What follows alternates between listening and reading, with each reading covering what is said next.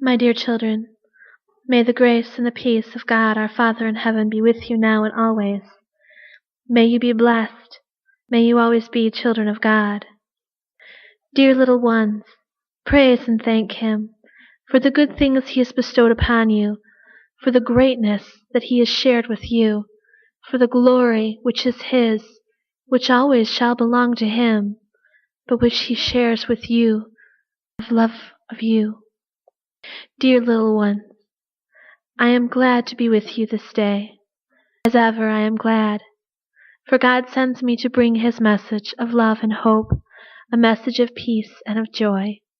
He sends me as your mother to gather up His children, to lead them by the hand, to lead them to the Father.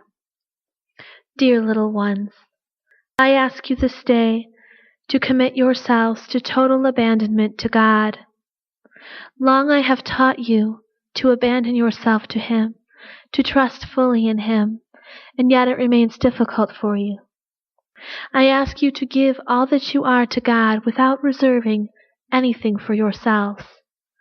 Give to Him all that you are, all that you have been, and all that you will be, for He is your Father, and He desires to guide you, to lead you, to be your Lord, to be the center of your own heart. Give yourself, give your life, give your family, give all that you do and all that you are to Him. The great deceiver lies to the world. He leads the world to believe that God is not present, that He is not with you. So often, in times of tragedy, in times of sorrow, little children of God ask, where is God? Where is He in this? Why does He not assist us? I tell you truly, it is most times when it seems that God is far, when it seems that God is not with you, most times it is you who do not allow Him to act. God desires to do great things in the world, to do great things in the hearts and the minds of His children. The separation that exists between you and heaven is a separation that need not be so great. If only you would give your will to God, if only the world would consecrate themselves, all of His children, to His most sacred heart. I tell you, the joy of heaven is that it is in giving our will to God, in saying yes at our deaths, in giving our souls to Him, that we are embraced by the Father, that we are accepted and know sorrow no longer, no fear no longer, no pain no longer, but rather are embraced in the goodness and grace that is our Father. You who struggle in this earthly life, you find it difficult to abandon yourselves to God. God needs for you to give to Him your will before He can act in your life. He does not wish to force His children to believe, to pray, to act with goodness, charity, or kindness. God desires your will. He desires your gift of self. If the world would turn itself to God, you would see a part of heaven here on earth. You do not know the power that you have when you pray as a gift of the will. You do not know the things that you can accomplish in God's will, for He gives to you the grace and the power to do many great things if you would only commit yourselves to His will.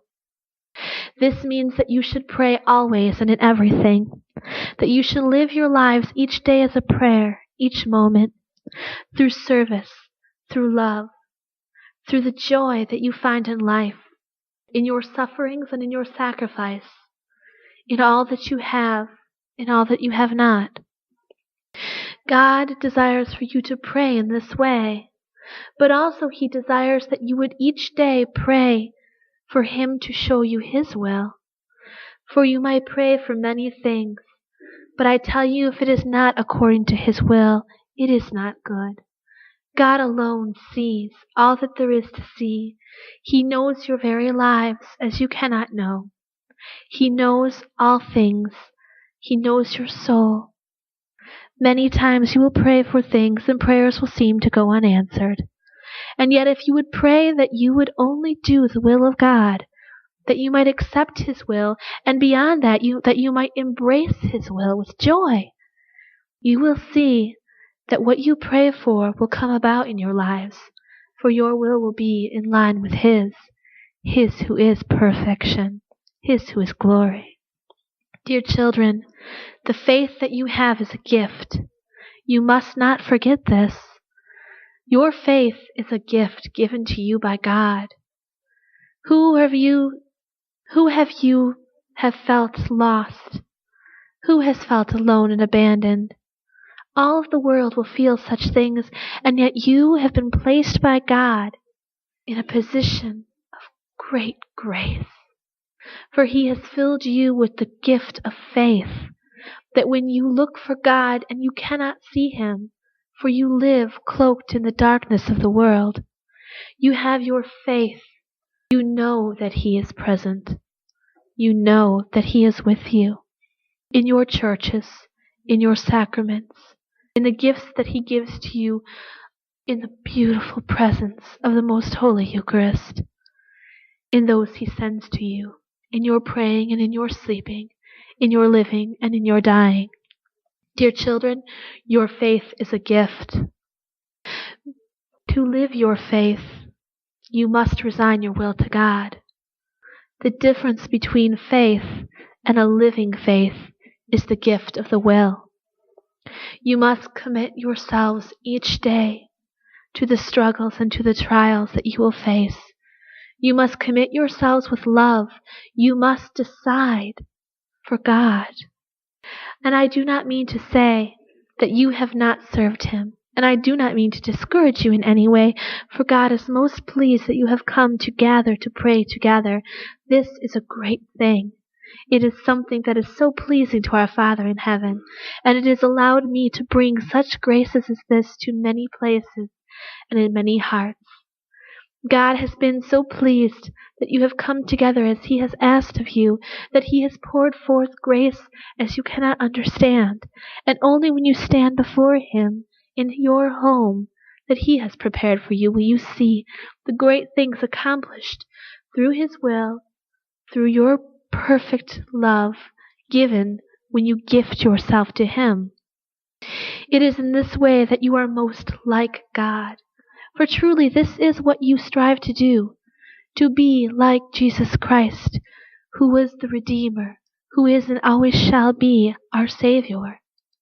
This is what you must do, and you are most like Him when you give yourselves over to Him in prayer.